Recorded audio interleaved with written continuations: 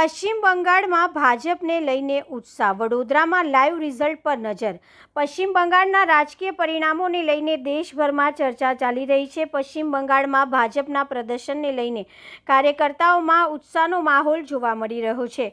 વડોદરા શહેરમાં મહાનગર ભાજપ અધ્યક્ષ ડોક્ટર જયપ્રકાશ સોની દ્વારા લાઈવ રિઝલ્ટ નિહાળવામાં આવ્યા હતા। તેમણે જણાવ્યું હતું કે પશ્ચિમ બંગાળમાં હવે કુશાસનનો અંત આવી રહ્યો છે અને કાર્યકર્તાઓની મહેનતનું પરિણામ મળ્યું છે।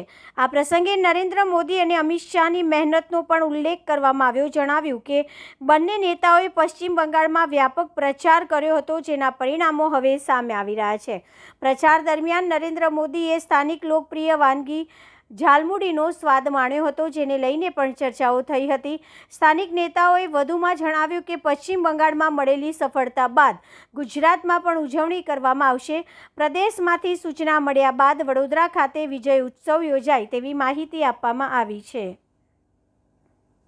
ગંગોત્રીથી ગંગાસાગર સુધી હવે ભારતીય જનતા પાર્ટીની સરકારો બનવાની છે। બંગાળની અંદર જે આ રીતે મહેનત અમારા કાર્યકર્તાઓએ કર્યું, સંઘર્ષ અને પરિશ્રમ કર્યું, બલિદાનો પણ આપ્યા અને અમારા શીર્ષસ્થ નેતૃત્વ માન્ય નરેન્દ્રભાઈ અને માન્ય અમિતભાઈએ જે રીતે બંગાળની અંદર પ્રચાર પ્રસાર કર્યો, અમને વિશ્વાસ હતો પૂર્ણ કે બંગાળની નાગરિકો બદલાવ ઈચ્છે જ છે।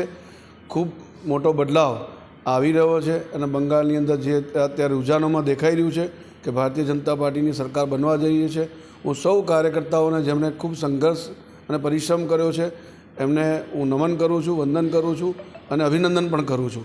સાથે સાથે જેમને બલિદાનો આપ્યા છે આ સંઘર્ષ માટે એમને પણ યાદ કરીને અમને શ્રદ્ધાંજલિ આપું છું।